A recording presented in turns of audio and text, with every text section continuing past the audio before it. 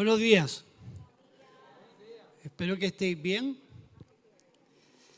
Que el Señor bendiga vuestras vidas. Que Dios esté al tanto de vuestras circunstancias.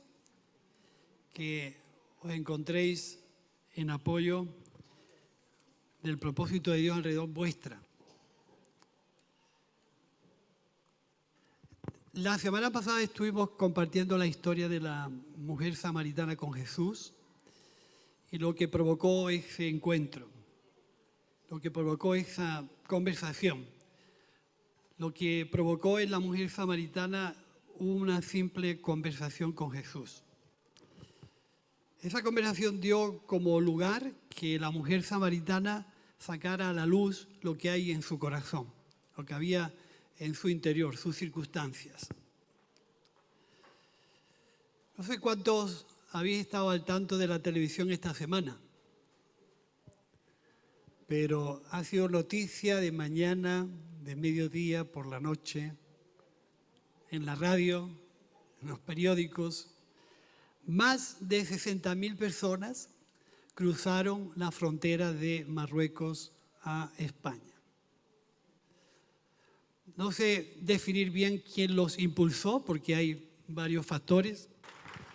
Como decía, no sé quién impulsó esa desmadrada, si fueron los políticos, si fueron las redes, si fueron las mafias. Lo cierto es que ha sido una realidad donde miles de personas han manifestado su desespero y su desazón en su interior. Hasta manifestar en ocasiones deseo morirme aquí, que no volver para atrás. Eso significa que en el corazón de las personas hay una desesperanza, hay un desaliento y hay una tristeza que a veces la manifiestan de esa forma. Es lo que tenemos. Y es un colectivo muy cercano a nosotros, pero imaginaros la cantidad de miles de personas que tienen ese desespero en su corazón. ¿Cómo encarrilar ese tipo de comportamientos, de sentimientos, de formas? Y yo llegaba a esa reflexión: ¿qué hay en el corazón de las personas? ¿Cuáles son las razones que le impulsan a tener actuaciones de ese tipo? Pueden ser miles. Hay gente que está viviendo desorientada, hay gente que vive por inercia, hay gente que no tiene claro cómo vivir, hay gente que no tiene claro cómo tomar una dirección. Y hay una imagen que yo quiero que Natanael la ponga ahí continuamente. No es un balón de fútbol, ya lo aviso, no es la Copa del Mundo, no es la bandera de España, es otra cosa. En esta mañana a mí me gustaría compartir acerca de lo que puede ser valorar la buena noticia del Evangelio en nuestras vidas, darle autenticidad, darle fuerza, porque de ella radica nuestra vida. Por dar algunos datos de lo que fue mi juventud, es decir, la visita a la prisión semanal durante 2 veces o 3 a veces me ha abierto un campo increíble. Me estoy encontrando con amigos míos de mi juventud en prisión. Y te preguntan, ¿y tú qué haces aquí? Entonces yo digo, esa pregunta la tengo que hacer yo, porque yo me voy, pero ¿tú qué haces aquí? Gente que se crió conmigo en el barrio, jugó conmigo al fútbol, están en prisión. Y tienes cantidad de oportunidades de hablar de lo que es la buena noticia que encaja en corazones que quieren asimilarla. Comentábamos en esta semana de que desde el tiempo de mis 15 años al tiempo de mi edad han pasado alrededor de 50. Así que ya sabéis la edad que tengo, 15 más 50, ya sabéis la edad que tengo. Muchos de mi etapa ya no viven. Murieron en el camino. Murieron bien por drogas, por alcohol, por desórdenes. Lo que me hace valorar cada día más que la buena noticia sea parte de mi vida y la ilusión de expandirla, hablarla, proclamarla, anunciarla. Porque fue la salvación de mi juventud. En mi tiempo yo no sabía lo que eran las drogas. Con 15 años yo no sabía lo que eran las drogas, pero veía a la gente que se lo pasaba bien con las drogas, pero yo no sabía lo que era. Y eso me hace valorar que, aunque yo nunca fumé, ni me drogué, ni fui alcohólico, tuve una pasión que era el deporte. El deporte me libró de entrar en las drogas, de entrar en el alcohol. Es una realidad. Aunque no era alguien complicado, pero ese fue el principio de ese tiempo. Por dar algunas notas, en 1980, muchos de mi tiempo se cambiaban las jeringuillas y como si eso fuera un caramelo. Eso fue en el 80. En el 2000, 20 años después, esa gente que se cambiaban las jeringuillas comenzó a morir por el VIH, por el SIDA. Gente que ya no tenía relación con las drogas, gente que ya no tenía relación con el alcohol, tenían un virus que lo hacía morirse. De ese tiempo hasta el 2026 faltan un montón de amigos míos. Lo que me hace pensar es que el Evangelio fue la oportunidad, la opción, la puerta que yo decidí tomar, y eso me hizo ser el hombre que soy, con la ilusión de poder hablar con autenticidad, con firmeza y con seguridad, que es la única oportunidad que el hombre tiene para salir bien de su economía, porque mucha gente pone la ilusión en la economía, en un buen trabajo, en un bienestar, en tener todas las necesidades cubiertas, y eso no cubre la necesidad que tiene el hombre en su corazón. Puede ser el hombre rico más grande del mundo y está más perdido que el barco del arroz. Puede ser el hombre más pobre del mundo y está perdido. Puede ser la persona que tenga todas las necesidades cubiertas, el mejor empleo del mundo y estás perdido. Así que no consiste, como dice el Evangelio, la vida del hombre no consiste en los bienes materiales que posee. Y te haces la siguiente pregunta: ¿en qué consiste la vida del hombre? Hay gente con éxito que no le encuentra sentido a la vida. Y hay gente sin éxito que tampoco le encuentra sentido a la vida. En las imágenes que hemos visto en televisión, hemos encontrado 60.000 personas, jóvenes, niños, bebés, que no saben cómo vivir. No tienen trabajo, no tienen comida, no tienen respaldo y se tiran al mar. Les da igual, hay más de 120 muertos en ese día entre la frontera de Marruecos y la frontera de España. Unos han muerto en la parte de allá y otros han muerto en la parte de acá. Eso significa que el corazón del hombre vive un desespero absoluto. En muchas ocasiones, cuando vamos a buscar a Dios, podemos tener ideas políticas, ideas religiosas, argumentos equivocados, pero es una sensación que el hombre tiene de buscar a Dios. ¿Por qué buscamos a Dios? Y alguna gente ni tiene en cuenta a Dios. Dios no es su opción en la vida. Pero yo en esta mañana me gustaría hablar de lo que significa un encuentro con Jesús.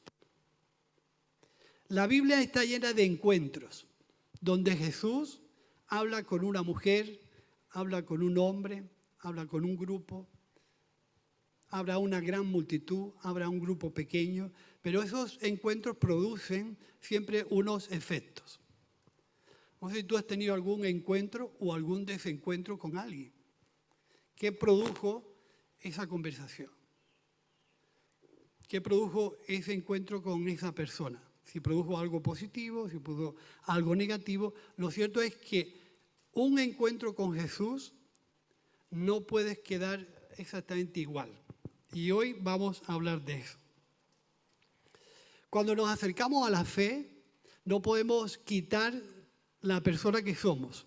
Tenemos un argumento, tenemos una idea, tenemos unos perjuicios, tenemos unas heridas, tenemos una situación personal que hace que por fuerza mayor, por inercia o por circunstancias, yo me acerque a Dios.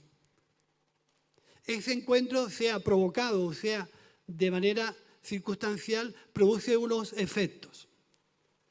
Lo cierto es que cuando nosotros nos acercamos a Jesús, lo que produce ese encuentro debe ser algo tan impresionante en nuestro corazón que pueda cambiar el curso de nuestra vida. No sé cuántos entendéis esa señal. ¿Quién tiene carnet de conducir? ¿Quién tiene carnet de conducir aquí? ¿Sabéis qué significa esa señal? Espero, porque no estáis perdidos. Espero que sepáis qué significa esa señal. Alguna gente dice todo recto. Yo no la interpreto así. ¿Qué significa esa señal en el código de circulación?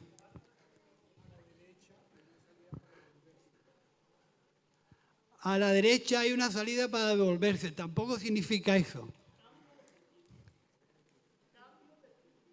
Esa es la interpretación correcta. Esa señal significa cambio de sentido.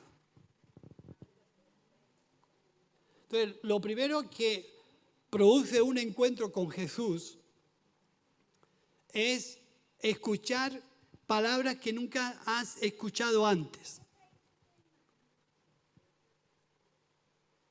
Consejos que nunca te habían dado. Una orientación totalmente diferente a la línea o a la dirección que tú tenías.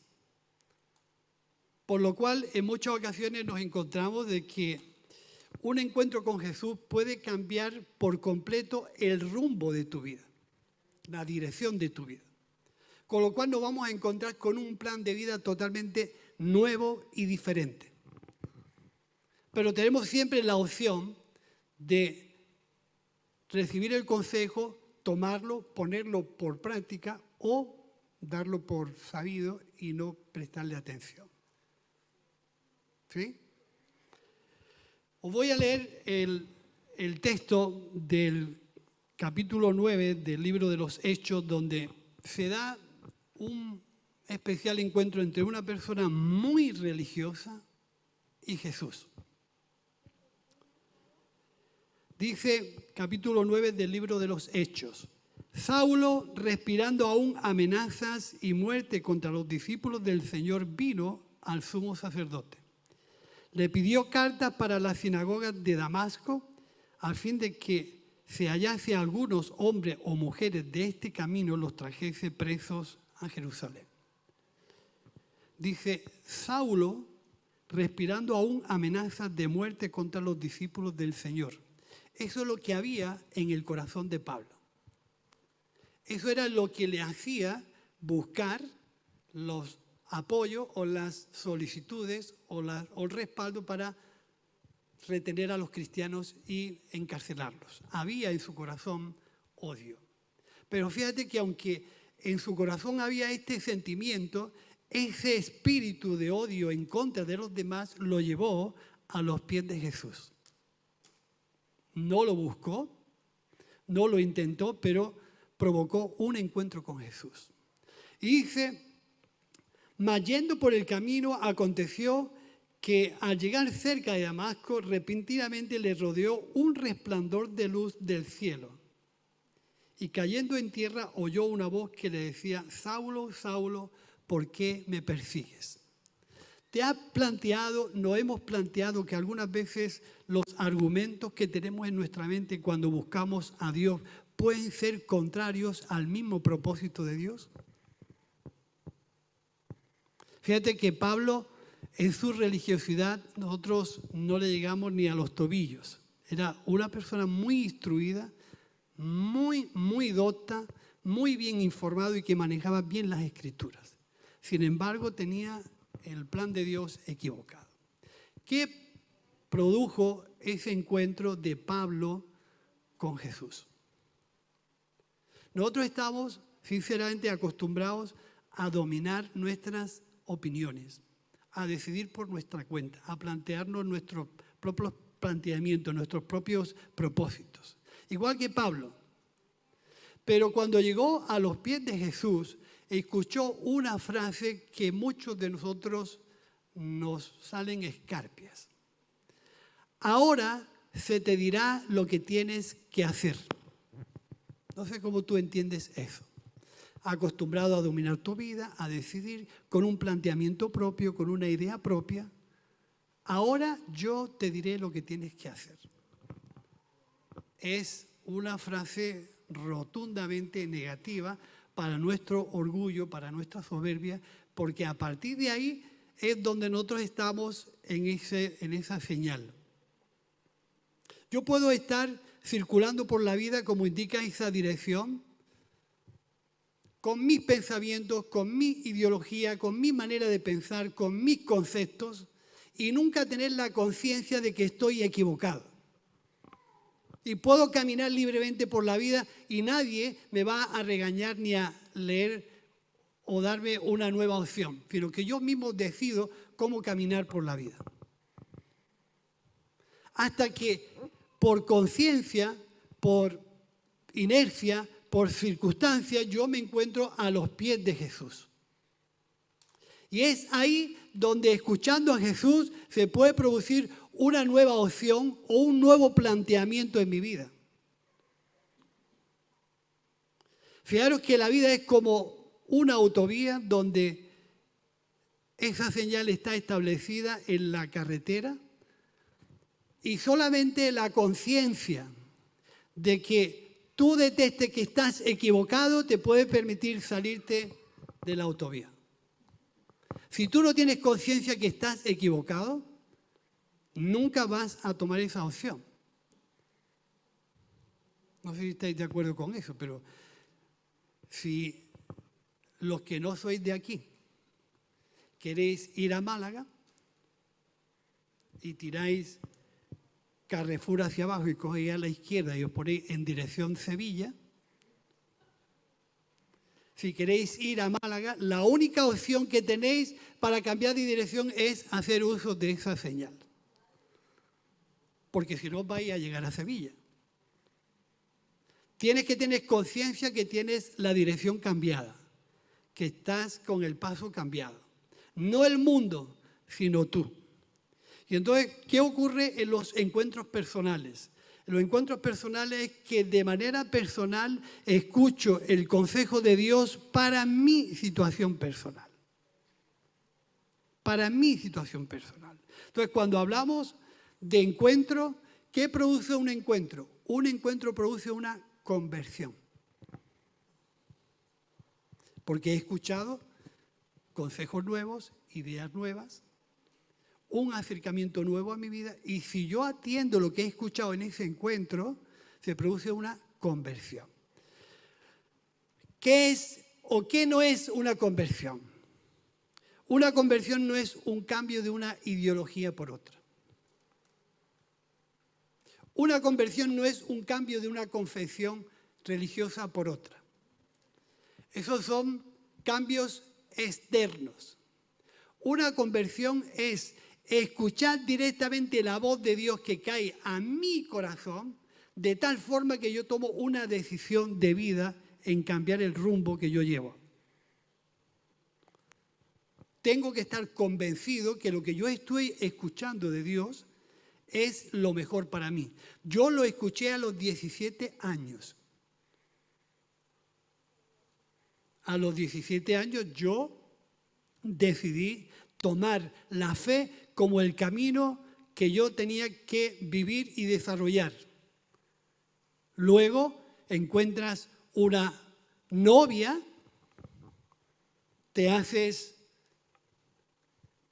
pareja, te casas, tienes una familia y le das viabilidad a esa decisión de vida, pero siempre con la base que la fe es lo que va a dar durabilidad y va a darle garantías a esa decisión de servir a Jesús. Sobre esa base de fe, yo me hice de una novia, me disgusté con mi antigua novia, me casé con mi mujer, que era mi novia. Así que no dejé a ninguna una por otra, sino que la misma cambié de estado, de estar soltero a estar casado. Y si no quieres vivir vida de casado, no te cases. Tú no puedes estar casado viviendo vida de soltero. No se está medio embarazado, medio casado, medio qué. O estoy o no estoy. ¿Sí o no? Entonces, cuando yo tomo la decisión de servir al Señor sobre esa vida de fe, a esa decisión incorporo mi novia, mi esposa, mi familia, y sobre esa línea es que decidí vivir. Y ahí tomé los consejos que la Biblia pone propiamente para una persona carente, desordenada, sin esperanza, sin ilusión, donde Cristo iba a formar la parte central total de mi vida. En aquella ocasión en que yo entregué mi vida a Dios, no los podéis imaginar, lo más duro para mí fue dejar el fútbol. Tú dices, otra vez con el fútbol. Es que es verdad. Dejar el fútbol por el Evangelio, eso lo hice yo, aunque no lo creáis, de verdad que lo hice. Me alejé del fútbol, de los entrenamientos, de la gente, y era todos los días en la iglesia, cuando yo digo todos los días, y fiestas de guardar, lunes, martes, miércoles, jueves, viernes, sábado, domingo y otra vez la semana. Todos los días en oración, desde las 8 de la noche a las 11 y las 12, hasta llamar la atención de la policía que venía a cerrarnos el local. Eso fue algo explosivo. Fue encontrar, yo creo, lo más atrayente que yo nunca había conocido. ¿Esto qué es? Conocía de Dios, no iba a la iglesia, no me confesaba, me inventaba los pecados para decirle al cura que algo malo había hecho porque no tenía conciencia de nada. Pero fue entrar de lleno en el Evangelio que cuando yo, en alguna forma, pude entender que ese encuentro estaba demandando una conversión, como hemos dicho antes, no es cambiar de ideas, es cambiar de actitud en la vida, cambiar de conducta en la vida, adherirse a una persona que tiene un mensaje y una forma de vivir. Pegarse al mensaje de Jesús de tal forma que era lo más importante en la vida, era el Señor en mi vida. Lo más, de lo más, de lo más. Y eso fue lo que provocó una conversión en mi interior.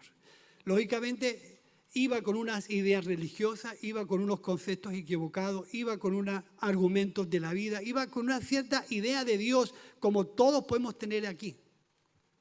La conversión hizo que yo tomara una decisión de ser bautizado. Si la conversión significa un convencimiento de lo que Dios me ha dado, me ha dicho, de lo que Jesús me ha convencido, tenía que tomar una decisión de obedecer a Dios por medio del bautismo. Y me bauticé con 17 años. No tenía ni idea de lo que yo iba a iniciar en el momento en que yo me bauticé. No tenía ni idea, pero lo hice. Salí de mi trabajo a las 5 de la tarde para ser bautizado en una piscina que había por allí, por donde vive Milagros y Ramón, por allí por el barrio del Carmen. Salí a las 5 de la tarde y volví a la hora de cerrar la tienda donde yo trabajaba. Mi jefe no sabía dónde me metió, no me preguntó nada, solamente me vio aquella cara de esplendor y de alegría. Y dije, ¿de dónde vienes? No me dijo más nada. Pero aquel día fue un día donde yo obedecí a Jesús por el medio del bautismo. Significa que la conversión es algo que tienes que dar como una opción de obediencia a Dios, dándole valor a lo que has escuchado. Jesús fue a la cruz, derramó su sangre, perdonó mis pecados, me reconcilió con Dios en mi lugar. Cuando yo entendí eso, no tuve ningún problema en decir sí. Si Jesús hizo esto por mí, yo decido bautizarme. El bautismo no salva, ni la fórmula tampoco. Nos salva nuestra fe en la obra en Cristo. Que yo reconozca que Jesús se puso en mi lugar es lo que hace que mi corazón cambió. Cambió no en mi exterior, sino en mi interior. El camino que yo inicié ahí es como el camino cuando iniciamos una relación con nuestra mujer y nos casamos.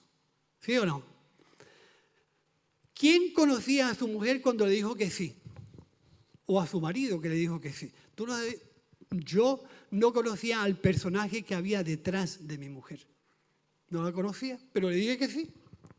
No sabía dónde me metía, pero le dije que sí. En la riqueza, en la pobreza, en la salud, en la enfermedad. Le dije que sí, sin saber dónde iba a terminar el asunto. Ahora, si me escucha, me alegro de haber tomado esa decisión. Entonces, es un sí a Cristo por su obra, sin saber lo que me va a exigir el camino, la responsabilidad, el sacrificio y el trabajo. Lo mismo que cuando nos casamos. Tienes que aguantar que tu mujer no le eche sal a la comida, que no haga los potajes, las comidas como tu madre. No te se ocurra nunca decirle a tu mujer, mi madre cocinaba mejor, porque entonces ya la tienes claras. Tienes que aplaudirle y vamos, todo. Tú cocinas genial, pero como te se ocurra decirle, es que mi madre cocinaba, entonces ya la has liado, ya has terminado. Empiezas con problemas. Pero ese sí forjó un matrimonio donde se criaron 3 hijos.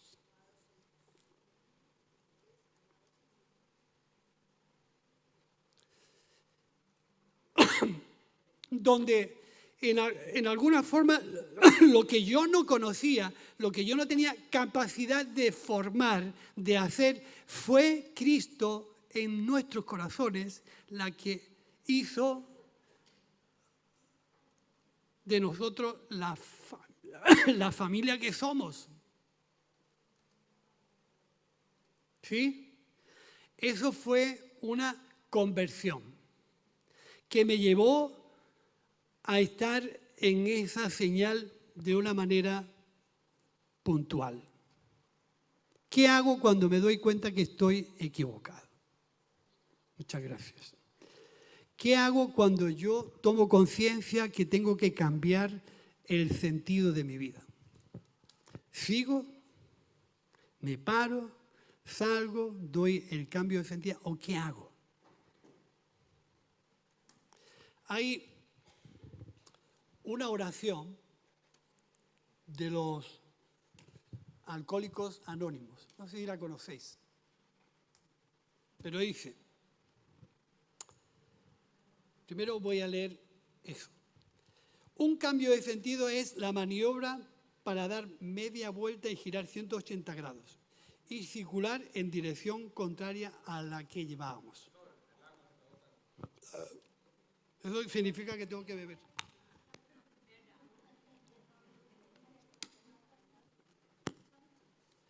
Pero fíjate lo que dice la oración de la serenidad de los Alcohólicos Anónimos. Señor, ayúdame a aceptar las cosas que no puedo cambiar. Cuando estamos en ese punto, tenemos conciencia de que hay cosas que no podemos cambiar. Es una realidad. Hay cosas que no dependen de ti. Imagínate que eres feo para reventar. Hay gente que nacemos feos. Y entonces eso no se puede remediar. ¿Para qué voy a tirarme toda la vida enfadado con mi cara? Si soy feo, es lo que me ha tocado, ya está. Pero hay cosas en mi vida que son imposibles de cambiar. Pero dice la siguiente oración: a saber las cosas que puedo cambiar. Y la tercera opción es saber distinguir entre una y otra. Poneros a pensar en esas tres frases. Señor, ayúdame a aceptar las cosas que no puedo cambiar. ¿Habrá alguna en tu vida que tú no puedas cambiar? Digo, ¿habrá alguna por ahí suelta? Como por ejemplo, la salvación y el perdón de nuestros pecados. ¿Tú puedes cambiar eso? Yo no puedo cambiar, y entonces tengo que acudir a Dios para que Él pueda solucionar lo que yo no puedo cambiar. Pero estando en esa señal, y mi conciencia me dice que debo de girar, eso depende de mí. Si yo me doy cuenta que debo de cambiar en mi vida, nadie puede decidir por mí. Tengo que decidirlo yo. Nadie puede hacer uso de mi libertad. Nadie puede hacer uso de mi conciencia. Nadie. Tengo que decirlo yo. Entonces, como comenzábamos al principio, este grupo de marroquíes lo que ha evidenciado es que hay un desespero en su vida. Y por lo que sea, buscaban un cambio, en este caso un cambio social, que les diera una mejor vida. Pero es lo que había en su interior. Lo que en esta mañana nos debemos de preguntar, ¿qué es lo que hay en mi corazón? ¿Por dónde yo estoy atravesando? ¿Qué necesito hacer cuando esté en ese punto tan importante? ¿Sabéis que la autovía, esa señal está a 300 metros, a 200 metros y a 100? Cuando estás en los 300 metros puedes pensarlo. Cuando estás en los 200 puedes seguir pensando. Cuando estás en los 100 o decides o sigues para adelante. Qué importante es que nosotros podamos darnos cuenta que un encuentro produce una conversión y una conversión produce un cambio de sentido. ¿Sí? Un encuentro produce una conversión y una conversión produce un cambio de sentido. Significa tomar a Cristo como el Señor de nuestra vida. Significa tomar la Escritura como el consejo de Dios para vivir una vida que Dios quiera nos dure 50, 60, 70 o 100 años, los que duren. Pero quiero vivir una vida con respecto a la palabra de Dios y al consejo de Dios para mi vida.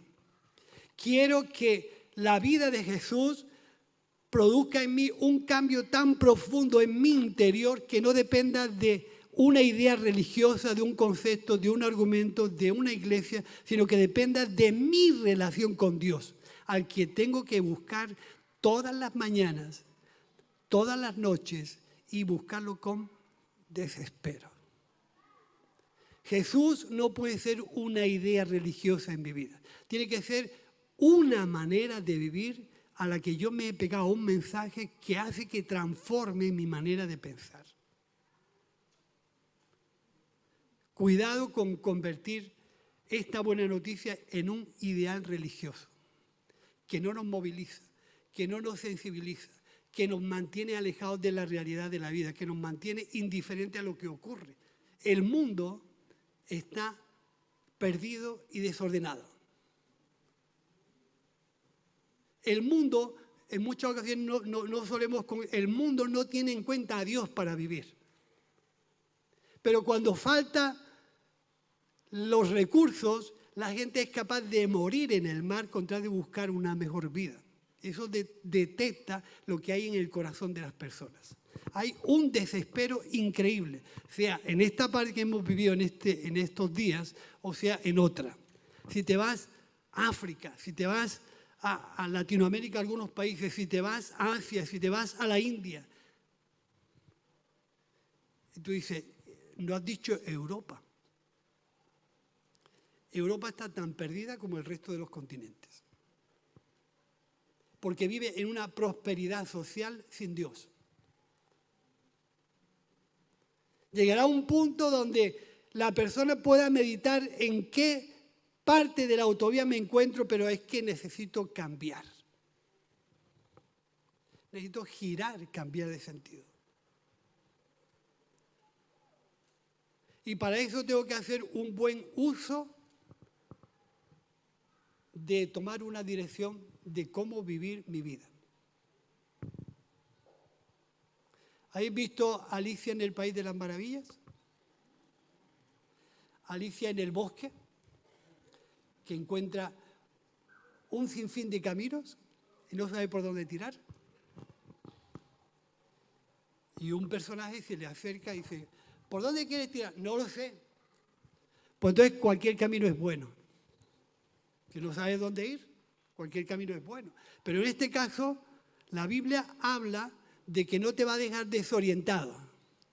Y dice, Jesús es el camino, la verdad y la vida. Y tú estás ahí. Y te das cuenta que tienes que cambiar. Y estás en esa señal. Y la Biblia te dice, Jesús es el camino, la verdad y la vida. Depende de que tú quieras coger esa dirección. Depende de ti. No puede intervenir nadie, nada más que tú. O la coges o sigues viviendo con tus costumbres y con tus ideas y tus argumentos religiosos. Sigue tu curso. Pero si tú tomas la opción de que Jesús sea el camino y la nueva dirección que tienes que tomar, leíamos un pasaje el jueves aquí y hablaba de la experiencia de Felipe y el eunuco. Capítulo 8 del libro de los Hechos. Felipe le explicó también el evangelio a ese hombre que decidió decirle a Felipe, aquí hay agua que impide que yo sea bautizado. ¿Había escuchado esta frase que se dice comúnmente, ¿y el anillo para cuándo? ¿Y el compromiso cuándo va a ser? ¿Cuándo vas a pedirme matrimonio? No, pero de novio estamos bien. El matrimonio es un compromiso que se toma de por vida. Y algún día yo le tengo que declarar a mi mujer cuándo nos vamos a casar. ¿Sí o no? Algún día yo tengo que decir cuándo voy a entregar mi vida a Cristo. No, pero yendo a la iglesia, escuchando el mensaje, haciendo esto, yo me encuentro bien. No. ¿El anillo para cuándo? ¿Cuándo vas a declarar que Cristo es el Señor de tu vida y el pastor de tu vida? ¿Cuándo vas a decidir cambiar de sentido para que la palabra de Dios se convierta en tu consejera y en la ayuda que tú necesitas en este nuevo caminar? Si cambio de sentido, ¿en qué dirección voy? Voy en la dirección del reino de Dios, donde Cristo es el Señor, donde Cristo es el pastor. Y Él va a estar conmigo todos los días hasta el fin del mundo. Todos los días son todos los días. Por lo tanto, mi fe tiene que ser tan firme, tan segura, tan auténtica, que cambiar de sentido me dé seguridad para vivir. La segunda opción es que tienes la libertad de hacer lo que te dé la gana. Si alguno viene en pos de mí, si alguno se quiere hacer de este mensaje, si a alguno le es atractivo lo que yo predico, tome su cruz, niéguese a sí mismo y sígame. La tercera es ponerle voluntad a tu libertad. Tienes que ponerle voluntad a tu libertad. No se puede procrastinar, que significa ya lo haré mañana, ya vendrá otro día. No me corre prisa. Pero nadie tiene dominio sobre la vida. ¿Alguien tiene seguridad que tú vas a terminar el día de hoy? No quiero ser gafe. Por lo tanto, cuando tengamos la oportunidad de decir, Señor, yo quiero que tú seas el Señor y el pastor de mi vida. Si tienes oportunidad de hacerlo, hazlo. No lo dejes para mañana, lo que puedas hacer hoy. Y cuando yo decidí bautizarme, ya había sido bautizado de pequeño en la Iglesia Católica. Por lo tanto, tampoco tenía yo una convicción de hacerlo. Pero significa que cuando yo decidí bautizarme, fui sumergido en agua. Ahí hay una piscina. No sé cuántos lo sabéis, pero ahí hay una piscina. Fui sumergido en agua. Por lo tanto, el Miguel Cruz con 17 años murió. Ya no existía, simbólicamente. Luego salió del agua a una nueva vida.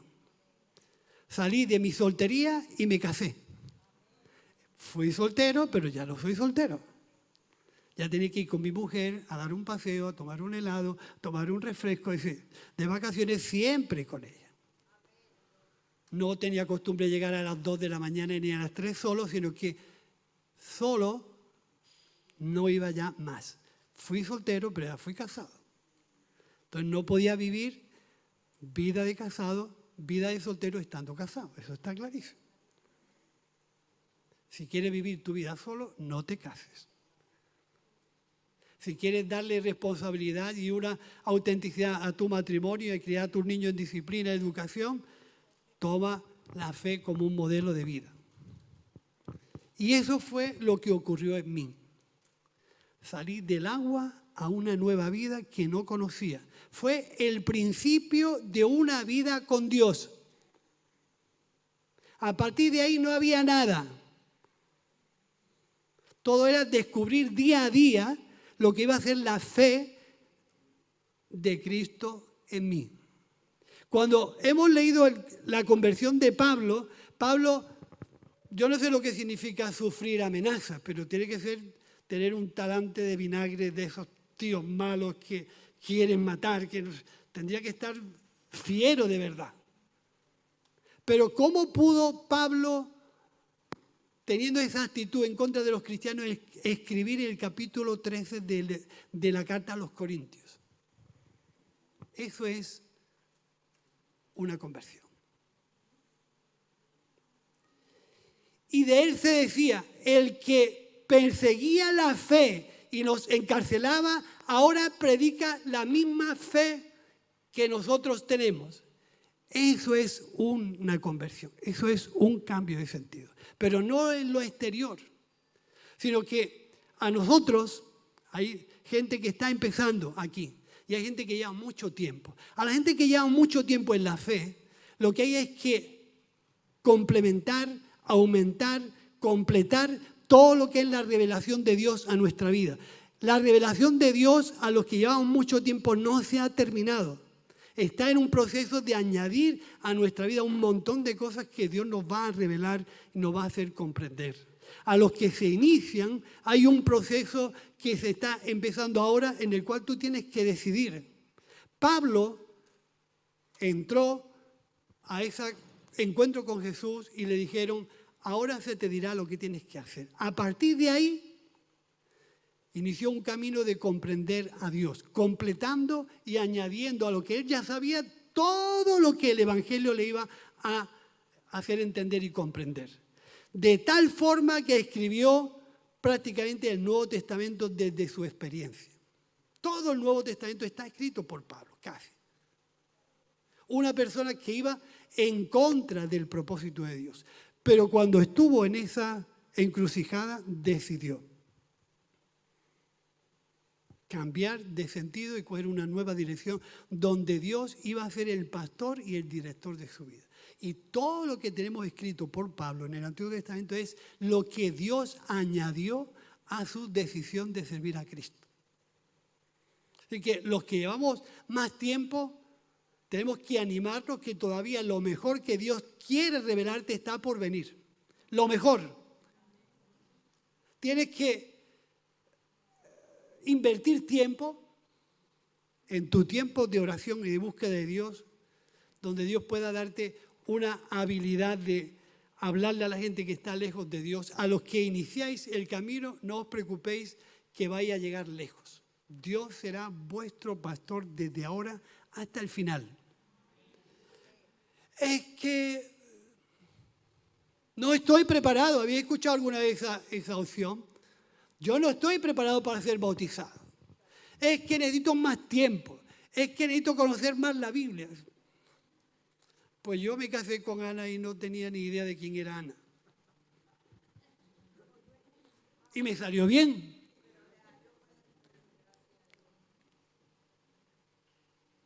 Me salió genial. Me tuve que comer las comidas sin sal una y otra vez. Pero es que era la mejor cocinera. Yo no puedo decir lo contrario. Si no, en momentos determinados podías decirle, ¿qué vamos a comer hoy? Y si estaba enfadada, me decía lo siguiente, lo que tú prepares. Esa es Ana, lo que tú prepares. Así que a los hombres, viento a favor con las mujeres, sonreír siempre, ser simpático, comerse todo, te guste o no te guste, come todo lo que te ponga. Si quieres que la cosa llegue y no te conviertas en el cocinero de la casa. Eso es. Pero se le echa de menos. Mira, ya para terminar, Ana lleva 8 días en Barcelona con Anita. Llevo comiendo porra todos los días.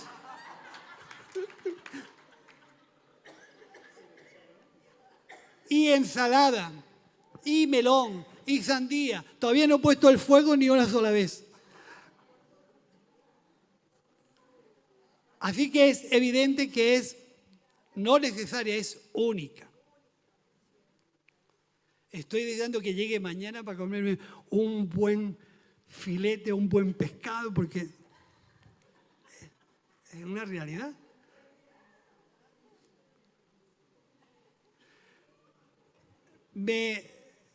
¿Cómo he echado estos 8 días? Bien, pero más solo que la una. Ocupa un espacio gigantesco.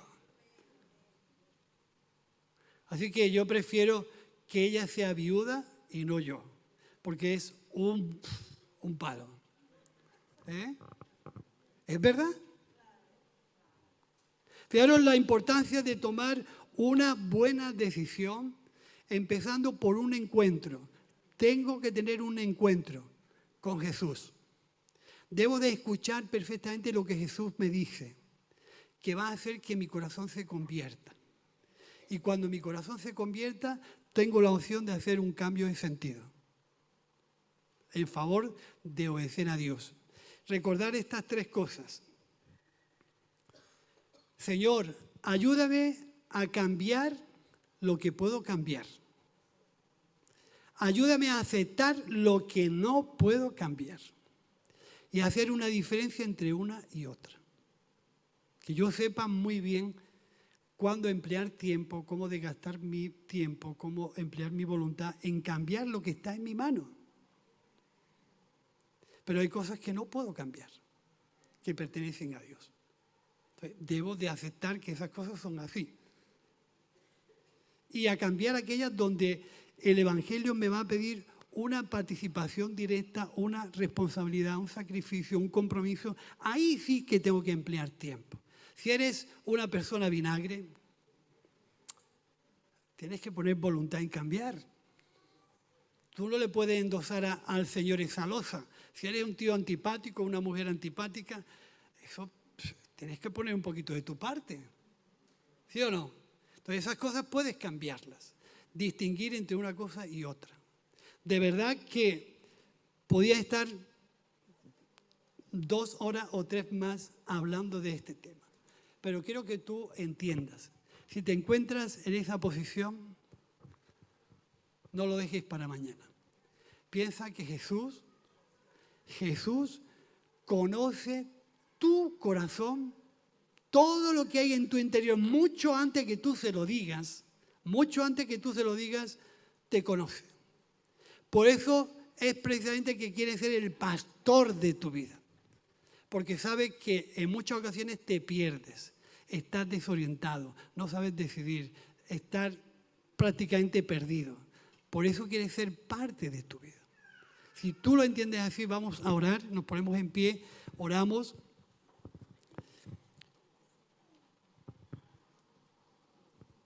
Y piensa que tu relación con Dios tiene una envergadura increíble de descubrir una cantidad de cosas tan hermosas, tan grandes, que está en tu mano descubrirlas.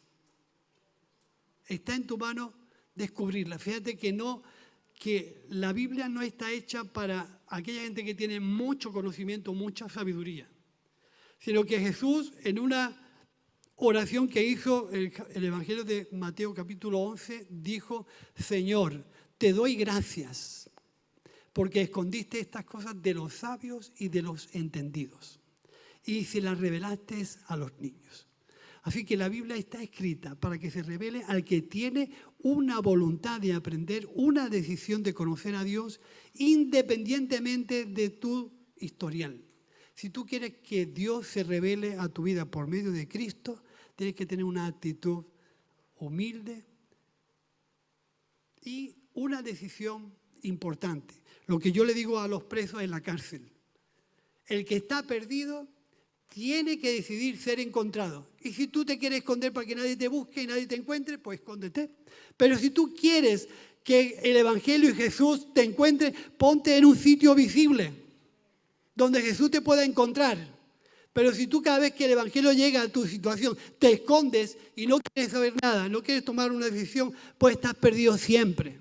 Si quieres ser encontrado, déjate encontrar.